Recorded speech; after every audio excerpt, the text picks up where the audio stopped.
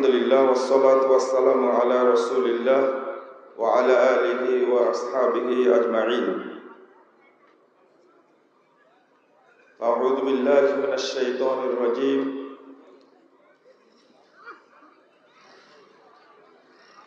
আম হাসিবতুম আন তাদখুলুল জান্নাহ ওয়ালাম্মা ইয়াতিকুম মাসালুল লাযীনা খালাউ মিন ক্বাবলিকুম মাসাতহুমুল বা'সাউ ওয়াদ-দাররাউ ওয়া যুলজিলু হাত্তা ইয়াকুলার রাসূলুল লাযীনা আমানু মাতা নাসরুল্লাহ আলা ইন্না নাসরাল্লাহি করিব। ওয়া ক্বালা সাল্লাল্লাহু আলাইহি ওয়াসাল্লাম মা তাওয়াদা'a আহাদুল লিল্লাহ ইল্লা রাফা'াহুল্লাহ, রাওয়াহু মুসলিম। জিকে ফাউন্ডেশন কর্তৃক আয়োজিত 2 দিনব্যাপী ইসলামী মহাসম্মেলনে উপস্থিত উলামায়ে কেরাম, অতিথিবৃন্দ, সামনে উপবিষ্ট শ্রদ্ধেয় মুসলিম ভাতৃমণ্ডলী, আমার প্রাণপ্রিয় ছাত্র ও যুবক ভাইরা, পর্দার আড়ালের মা ও বোনেরা, সকলকে আন্তরিক অভিনন্দন ও মোবারকবাদ জানাচ্ছি। আল্লাহর কাছে দোয়া করছি আল্লাহ যেন এই মহাসম্মেলনকে কবুল করে নেন, আমিন। যারা আয়োজন করেছেন এবং আমরা যারা অংশগ্রহণ করেছি, আল্লাহ রাব্বুল আলামিন আমাদের সকলকে জান্নাতুল ফেরদাউসের মেহমান হিসাবে কবুল করে নেন, আমিন। দাওয়াতি কাজে ধৈর্যের দৃষ্টান্ত, এই বিষয়টা নিয়ে আপনাদের সামনে সংক্ষিপ্ত কয়েকটি কথা বলে শেষ করব ইনশাআল্লাহ। ওয়া মা তাওফীকি ইল্লা বিল্লাহ আলাইহি তাওয়াক্কালতু ওয়া ইলাইহি উনীব। দাওয়াত ফরজ প্রত্যেক ব্যক্তির জন্য, এটা ফরজে আইন। যখন কোরআন সুন্নাহর বিধান বিজয়ী থাকবে তখন এই দাওয়াতটা হবে ফরজে কিফায়া। আমাদের দেশের যে প্রেক্ষাপট, এখানে কোরআন সুন্নাহর গুরুত্ব বেশি না শিরিক বেদাত জাহেলিয়াতের গুরুত্ব বেশি? শিরিক বেদাত এবং জাহেলিয়াতের গুরুত্ব বেশি। সুতরাং এখন দাওয়াতটা ফরজে আইন, সবাইকে এই দাওয়াতে অংশগ্রহণ করতে হবে। আপনি বা আমি বলবো দাওয়াতটা ফরজে আইন কিভাবে আমরা বললাম? আল্লাহ রাব্বুল আলামিন যখনই দাওয়াতের কথা উল্লেখ করেছেন, 110 নম্বর আয়াত সূরা আল ইমরান, আল্লাহ বলছেন কুনতুম খায়রা উম্মাহ উখরিজাত লিন-নাস তা'মুরুনা বিল মা'রুফ ওয়া তানহাউনা আনিল মুনকার ওয়া তু'মিনুনা বিল্লাহ। এই আয়াত প্রমাণ করে আল্লাহ বলছেন তোমরাই শ্রেষ্ঠ উম্মত, তোমাদের উত্থান ঘটানো হয়েছে এই উদ্দেশ্যে তা'মুরুনা বিল মা'রুফ, তোমরা সৎ কাজের আদেশ দিবে, ওয়া তানহাউনা আনিল মুনকার, এবং অসৎ কাজে বাধা দিবে, ওয়া তু'মিনুনা বিল্লাহ, এবং আল্লাহর প্রতি ঈমান আনবে। বলুন, আগে দাওয়াত না আগে ঈমানের কথা উল্লেখ করলেন? আগে ঈমান না দাওয়াত? আল্লাহ উল্লেখ করলেন কি? আগে দাওয়াত উল্লেখ করেছেন না আগে ঈমান উল্লেখ করেছেন? তা'মুরুনা বিল মা'রুফ ওয়া তানহাউনা আনিল মুনকার ওয়া তু'মিনুনা বিল্লাহ। আল্লাহর প্রতি ঈমান আনার কথা আগে বললেন না দাওয়াতের কথা আগে বললেন? দাওয়াতের কথা। এটা না বুঝলেও বুঝার চেষ্টা করতে হবে।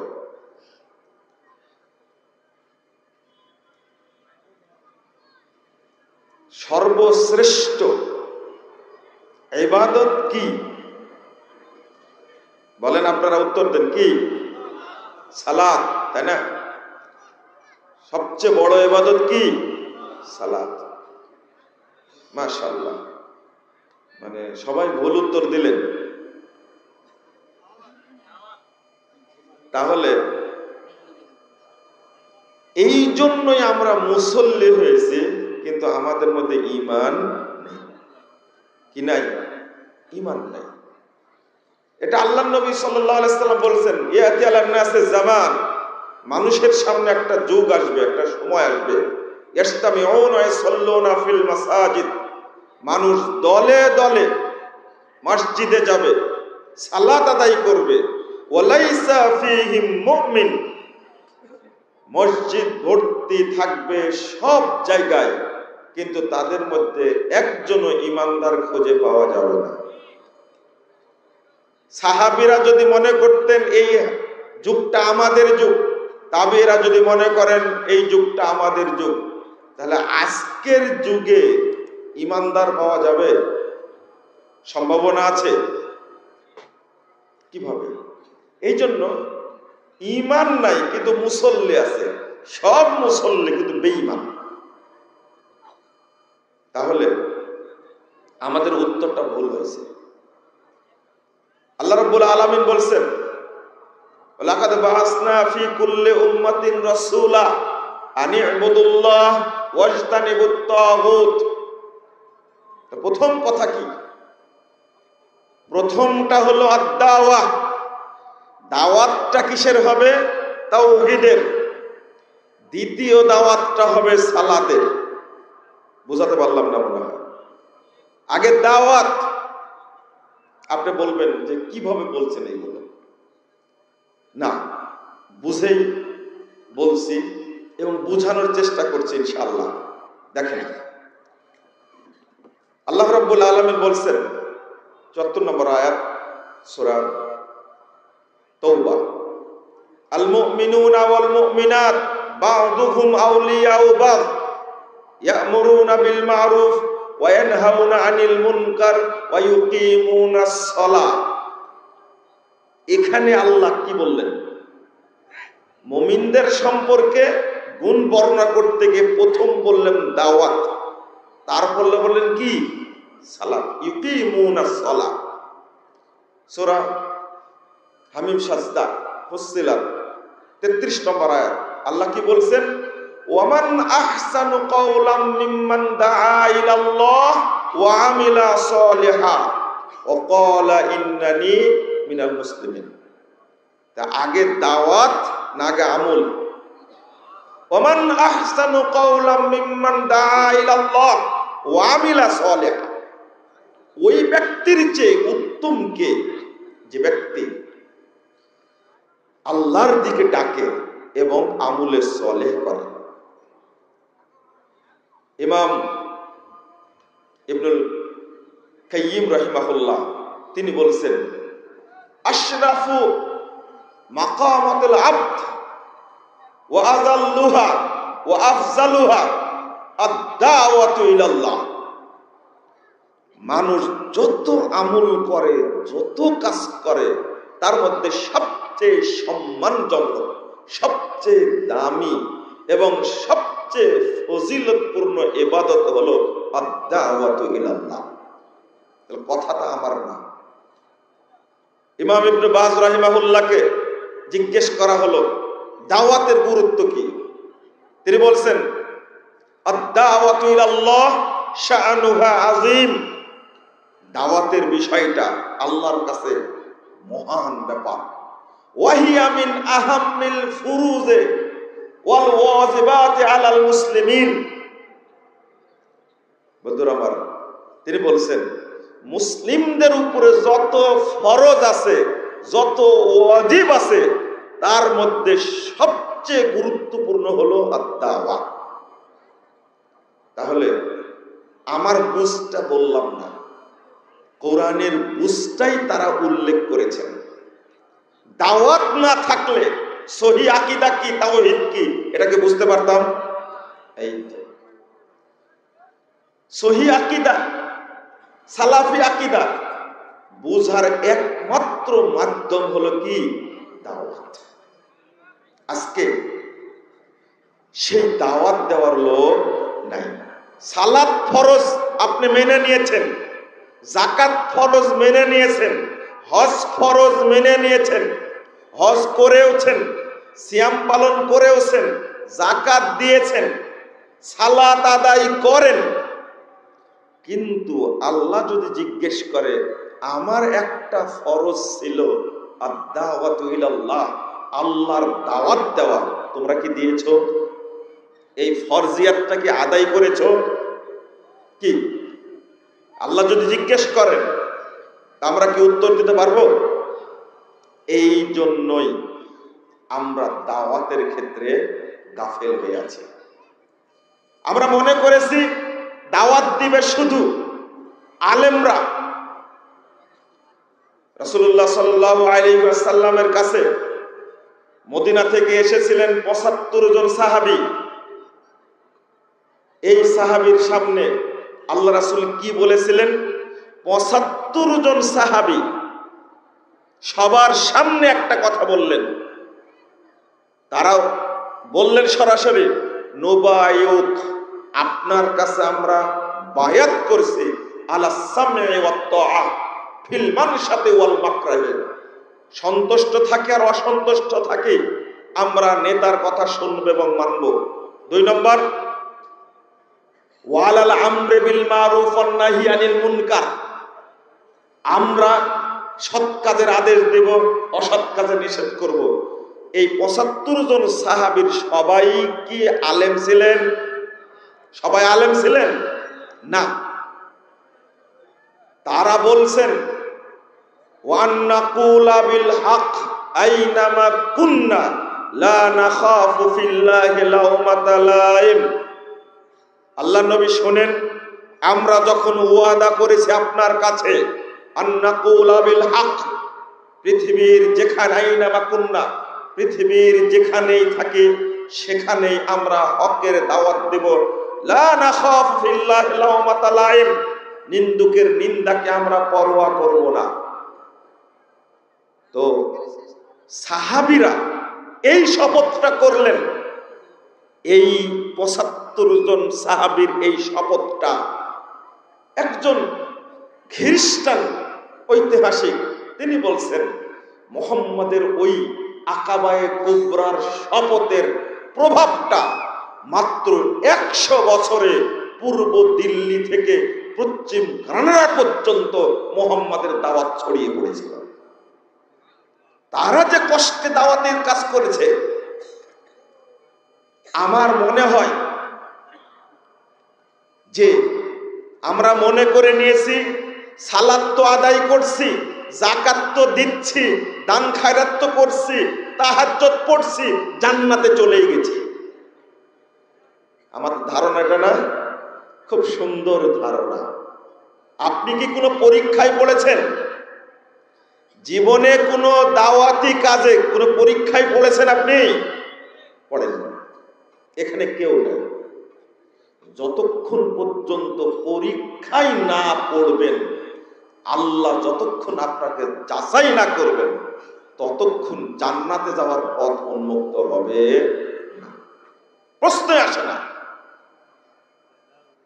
আল্লাহ বলছেন আম হাসিবতুম আন তাদখুলুল জান্নাহ ওয়ালাম্মা ইয়াতি মাসালুল লাযিনা খালাউ মিন ক্বাবলিকুম মাসাতহুমুল বাসাউ ওয়াদ-দাররাউ ওয়া যুলজিলু হাত্তা ইয়াকুলার রাসূল ওয়াল্লাযিনা আমানু মাতা নাসরুল্লাহ।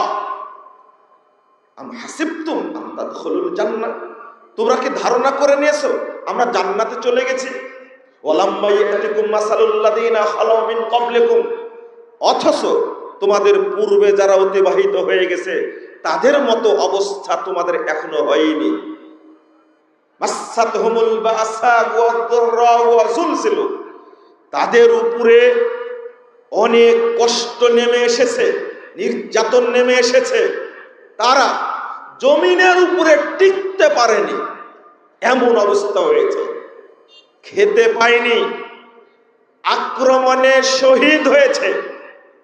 অবশেষে আল্লাহর নবী পর্যন্ত বলে ফেলেছেন হাত্তা ইয়াকুলার রাসূলু ওয়াল্লাযিনা আমানু মা মাতা নাসরুল্লাহ। নবীও বলছেন, যে নবী কিছুক্ষণ আগে বললেন, কিছুদিন আগে বললেন, তিনি সান্ত্বনা দিচ্ছেন। সহিহ বুখারীর লম্বা হাদিস, আমি সংক্ষেপে বলি। আল্লাহ রাসূল কাবা চত্বরে শুয়ে আছেন চাদর মুড়ি দিয়ে। সাহাবীরা এসে বলছেন, ইয়া রাসূলুল্লাহ আলা তাদউল্লাহ লিনা লানা, আপনি কি আমাদের জন্য দোয়া করবেন না? আমরা টিকতে পারছি না, আমরা খেতে পাচ্ছি না, নির্যাতনের শেষ নাই, আল্লাহর সাহায্য কখন আসবে? আল্লাহ রাসূল মুখ থেকে কাপড়টা সরায় বলছে, শোনো শোনো, তোমাদের পূর্বে বহু মানুষ তাওহীদের দাওয়াত দেওয়ার কারণে, দিন প্রচার করার কারণে দেশের শাসক তাদেরকে ধরে নিয়ে গেছে। আল্লাহ নবী বলছেন, ধরে নিয়ে গেছে, যাওয়ার পরে বুক পর্যন্ত গর্ত করে তাদেরকে পুঁতে দিয়েছে। এরপরে করাত ধরে দুই দিক থেকে কেটে আলাদা করে ফেলেছে। এরপরেও তারা দিন থেকে সরে যায়নি। আর এই নির্যাতনে এসেছে তোমরা, আল্লাহর কাছে দোয়া করতে হবে। মুহাম্মদ রাসূলুল্লাহ সাল্লাল্লাহু আলাইহি ওয়াসাল্লাম এই সান্ত্বনা দিলেন সাহাবীদেরকে, এমন ভাবে বললেন যে এটা কিভাবে? আল্লাহ রাসূল সাল্লাল্লাহু আলাইহি ওয়াসাল্লাম খাব্বাব বিন আরত তিনি বল শাকাওয়া রাসূলুল্লাহ সাল্লাল্লাহু আলাইহি ওয়াসাল্লাম ওয়া মুতাওয়াসসিদুন বুরদাতান লাহু ফি দিল্লিল কাবা, কাবার ছায়ায় তিনি শুয়েছিলেন। সহিহ বুখারী 3612 নম্বর হাদিস। আল্লাহ রাসূল পরে বললেন, কানা রাজুলু ফি মান কানা ক্বাবলা ইউখখার লাহু ফিল আরদি ফায়ুজআলু ফিহি, গর্ত করে তাকে রাখা হতো ভিতরে। এরপরে কি করে? ফায়ুজাউ বিল মিনশার, করাত নিয়ে আসা হতো। ফায়ুদাউ আলা রাসিহি ফায়ুশাক্কু বিসনাইহি, ফেড়ে দুই টুকরি করা হতো। ফামা ইয়াসুদ্দুহু যালিকা আন দীনিহি, অথচ তাদেরকে দিন থেকে তারা টলাতে পারেনি। ওয়ায়ামশাতু বিআমশাতিল হাদিদ ফামা মা দুনা লাহমিহি মিন আযবিন ওয়া আসাবিন, আল্লাহু আকবার, ওমা ইয়াসুদ্দু যালিকা আন দীনিহি।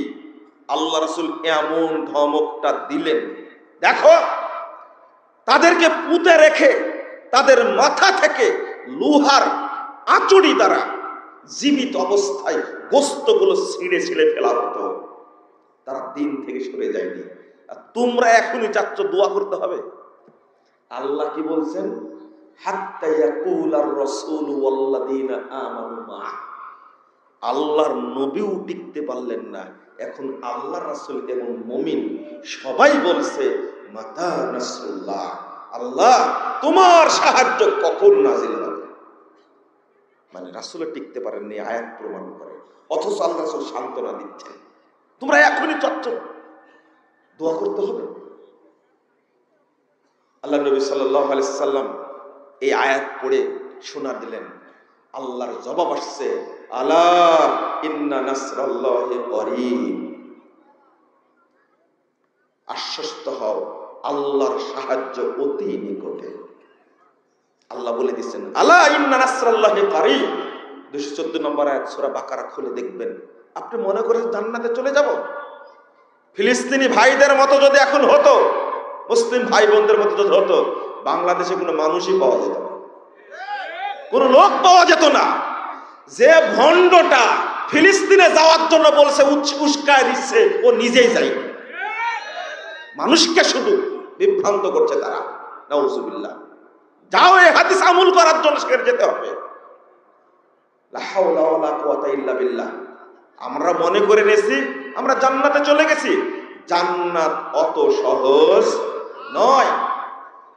জিহাদে যাওয়ার কথা বললে আটকে উঠেন, দাওয়াতি কাজে কথা বললে আটকে উঠেন।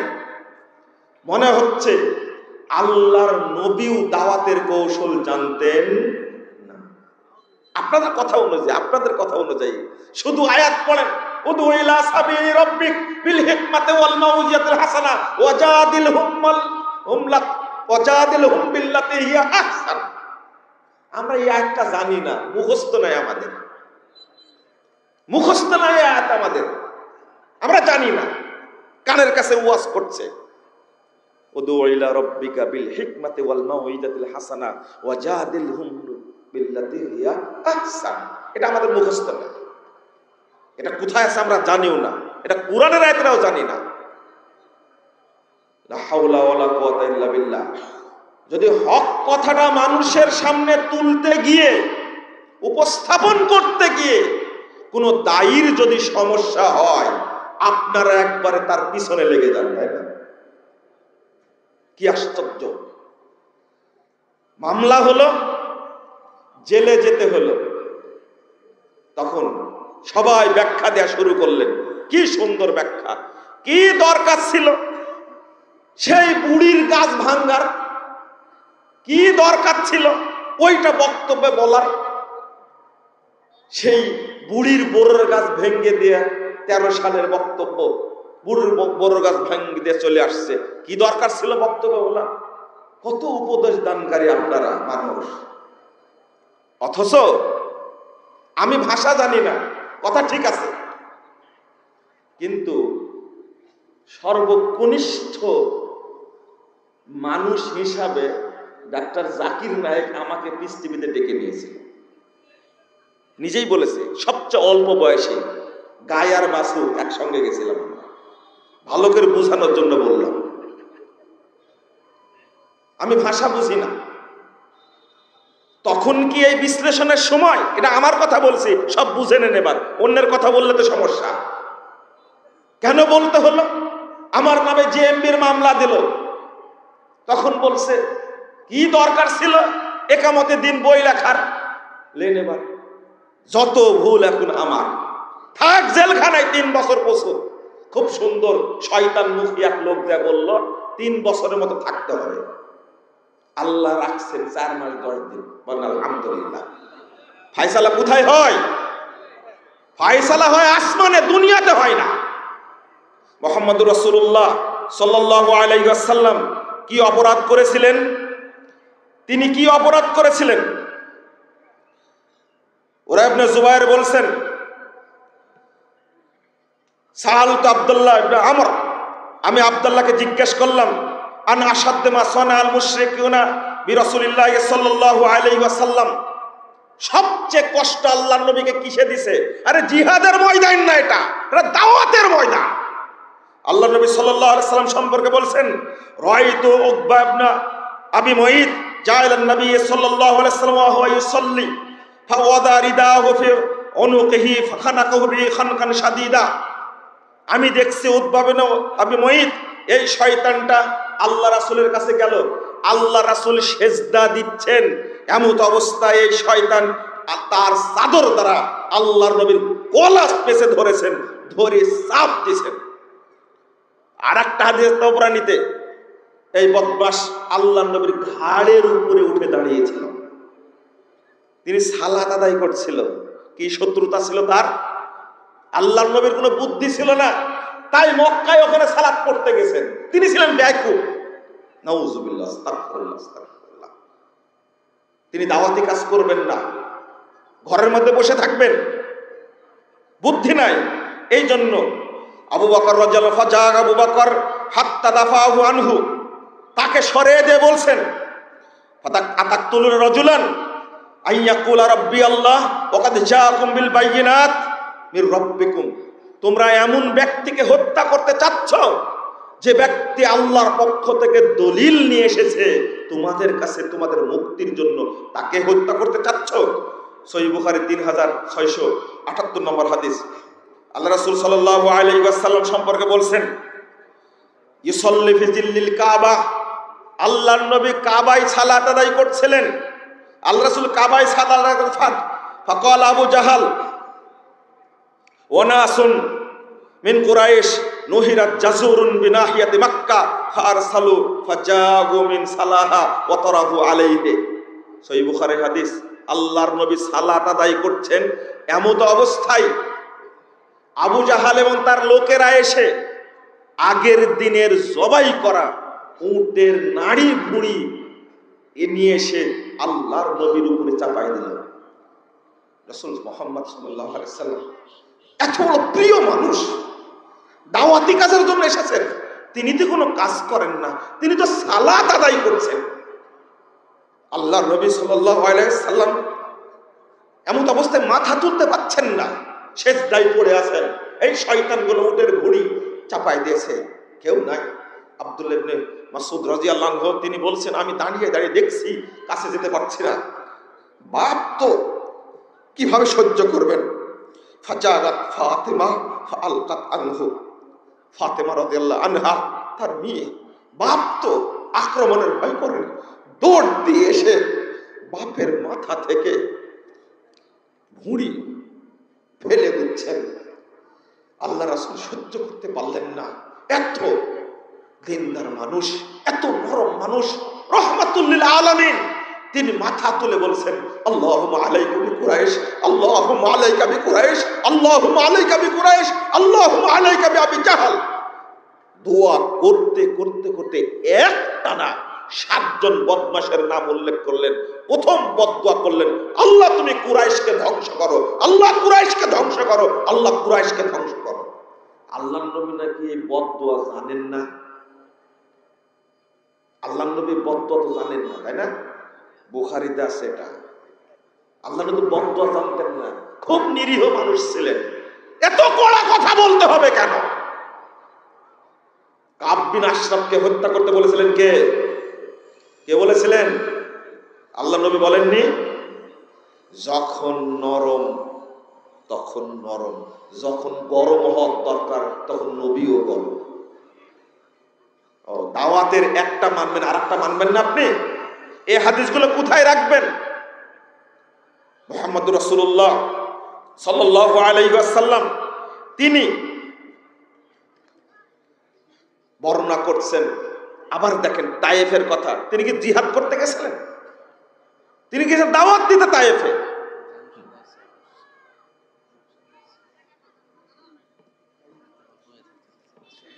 আচ্ছা দিয়ে দাও। আমাদের জমশেদ ভাই অসুস্থ, তো আসছে, আমরা তাকে তাড়াতাড়ি একটু ছেড়ে দিই। আমি বলছিলাম এখানে ছোট্ট কথা, কি যেন বলছিলাম ভুলে গেলাম। তায়েফ, তায়েফ, তায়েফের ইতিহাসটা কি আমার জানা নাই। আপনার বায়ে কয়টা বাড়ি পড়েছে? কয়টা বাড়ি পড়েছে? কোন দিন মসজিদে গিয়ে অপমান হয়েছেন আপনি?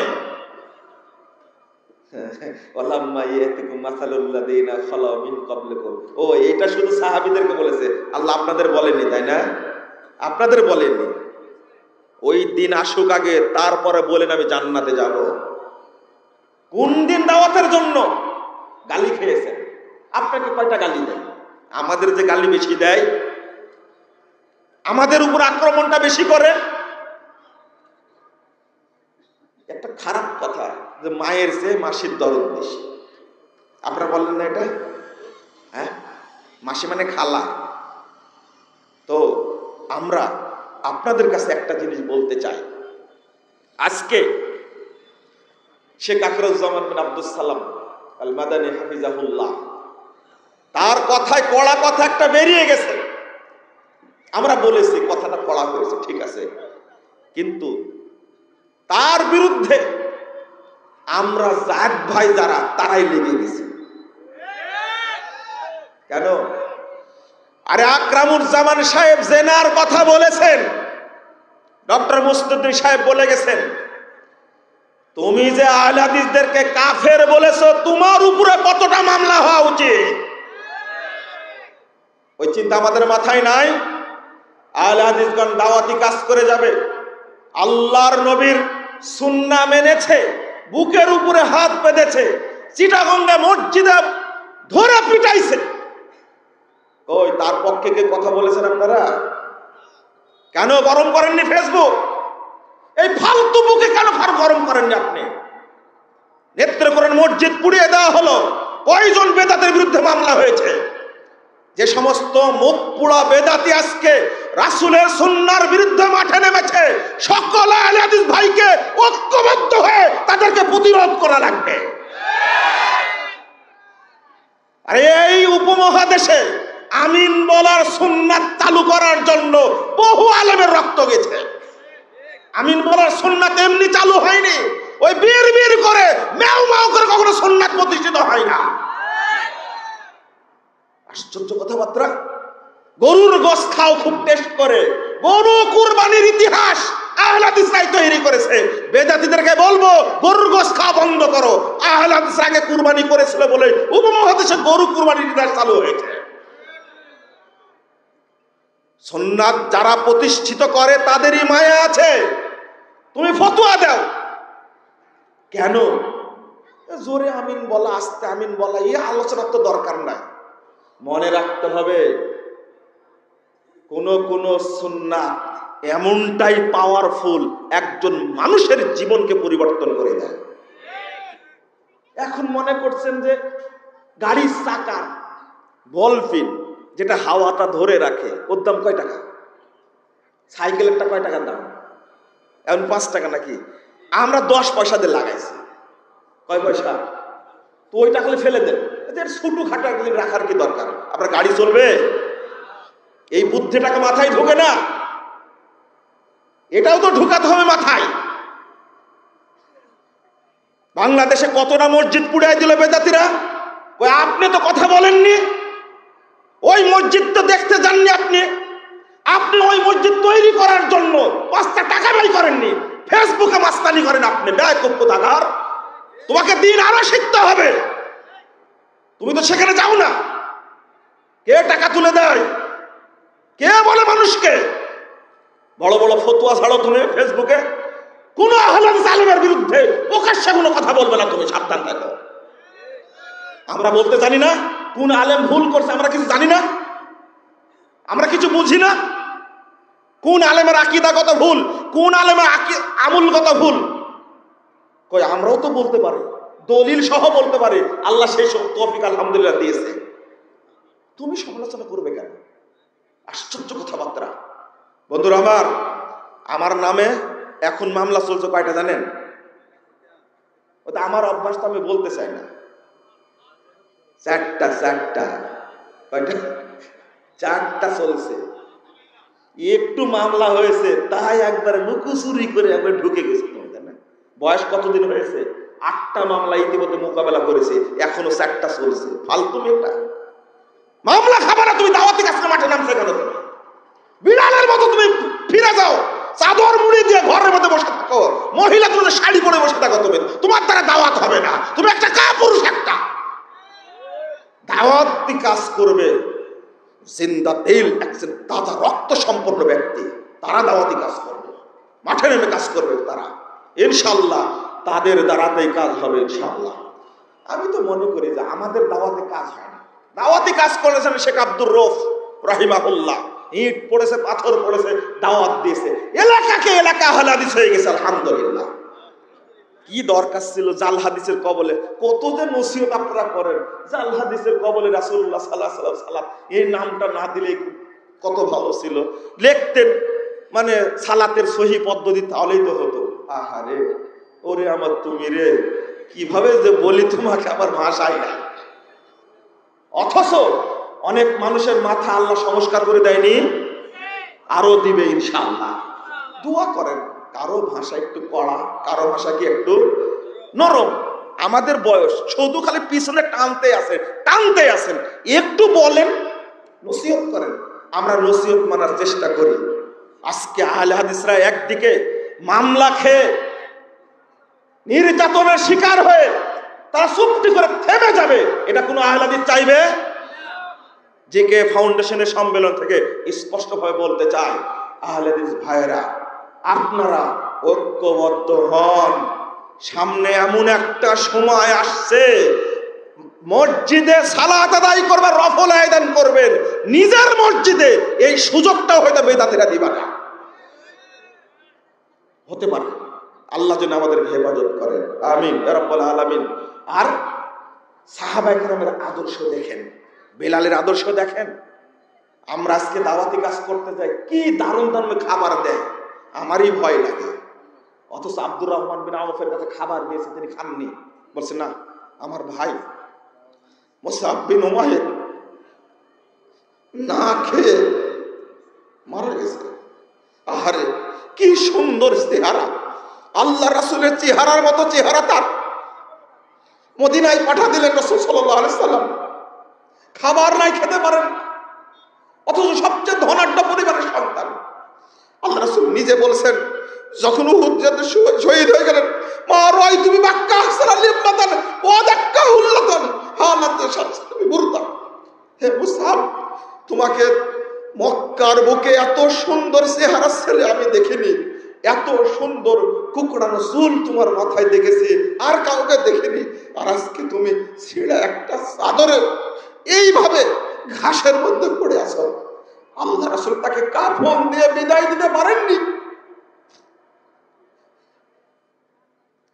সাহাবীরা বলছেন, সহিহ বুখারীর লম্বা হাদিস বলছেন, আল্লাহ রাসূল মুসআবের যে গায়ের কাপড়টা এটা মাথার দিকে ঢাকলে শরীরটা বেরিয়ে থাকে, শরীর ঢাকলে মাথা বেরিয়ে থাকে।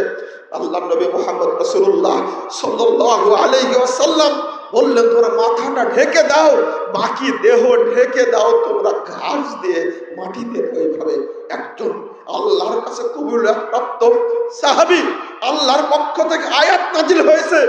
আকাবায়ে কুবরার শপথে যে ৭৫ জন সাহাবী ছিলেন তার মধ্যে মুসআব বিন উমাইর একজন। তার কারণেই মদিনায় রাষ্ট্রনায়ক হলেন মুহাম্মদ রাসূলুল্লাহ সাল্লাল্লাহু আলাইহি সাল্লাম। তার কারণেই বদরের যুদ্ধে জয়লাভ হলো, উহুদের যুদ্ধে চলে গেলেন। সেই ভাই মুসআব খেতে পাইনি, আমি এই খাবার খাবো না। ঠিক আরেক সাহাবীর কাছে দিয়েছেন, উমর রাদিয়াল্লাহু আনহু মতো সাহাবী বলছেন, আমার ভাই মুসআব না খেয়ে পৃথিবী থেকে বিদায় নিয়েছেন, আমি এই খাবার খাবো না। এমনি ত্যাগের বিনিময়ে ইসলাম এমনি আসেনি। আপনি কয় সন্তানকে তৈরি করতে পারছেন মুসআবের মতো? মুহাম্মদ রাসূলুল্লাহ সাল্লাল্লাহু আলাইহি সাল্লাম সালাত আদায় করতে শ্রেষ্ঠ মানুষ, তার ঘাড়ের উপরে উৎপাদন উঠে বসেছে। আমার ঘাড়ের উপর কেউ তো বসেনি, আমার কাছে তো কেউ আসেনি, আমাকে গালি দিলে সহ্য করতে পারি না আমরা। খুবাইব রাদিয়াল্লাহু আনহু, আল্লাহ নবী মুহাম্মদ সাল্লাল্লাহু আলাইহি ওয়াসাল্লাম নিজে তার সম্পর্কে বলছেন, দাওয়াত দিতে গেছে, বন্দি করে রেখে ৬৮ জনকে মারছে, একজন পালিয়ে গেছে, খুবাইবকে রেখে দিছে। সহিহ বুখারীর হাদিস।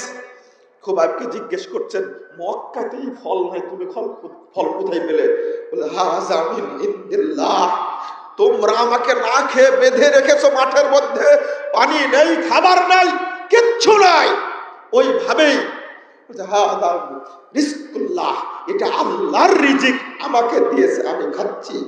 সেই খুবাইবকে হত্যা করার সময় খুবাইব রাদিয়াল্লাহু দোয়া করে গেলেন, আল্লাহুম্মা কাহসিহিম আদাদা ওয়াকতুলহুম আদাদা ওয়ালা তুবকি মিনহুম আহাদা। সাহাবীরা দোয়া জানতেন না, আমাদের কাছে শিখতে হবে।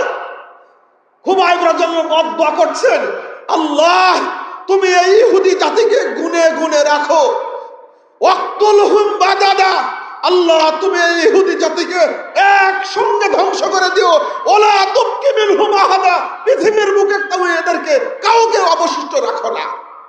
বলতেন, আমাকে 2 রাকাত সিজদা করতে দাও, 2 রাকাত সালাত পড়তে দাও।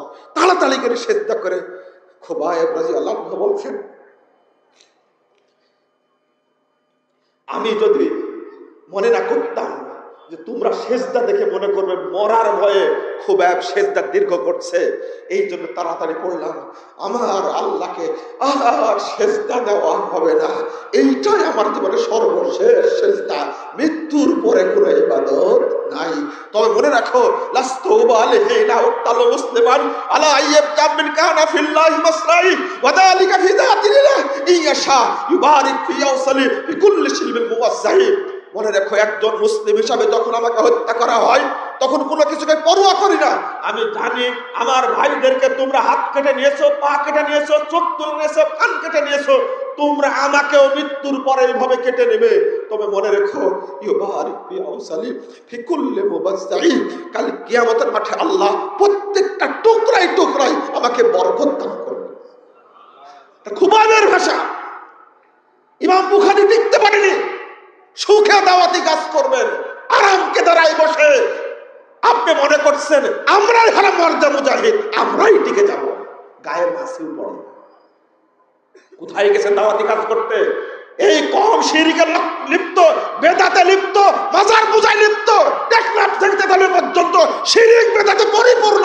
কার কাছে দাওয়াত দিয়ে গেছেন আপনি? কোথায় গেছেন দাওয়াত দিতে আপনি? আপনি তো চিন্তা করেননি। আল্লাহ যেন আমাদের বোঝার তৌফিক দান করেন। আল্লাহুম্মা আমিন। বারাকাল্লাহু ফিকুম ওয়া জাযাকুমুল্লাহু খাইরান। আল্লাহ যেন সম্মেলনকে কবুল করেন। দিনী ভাইরা বন্ধুরা আমার, দাওয়াতি কাজ করবেন, এইটা আমার শেষ দাবি আপনাদের কাছে। সর্বত্র দাওয়াতি কাজ করুন। আল্লাহ যেন আমাদের তৌফিক দান করেন। আমিন ইয়া রাব্বাল আলামিন। আসসালামু আলাইকুম ওয়া রাহমাতুল্লাহি ওয়া বারাকাতুহু।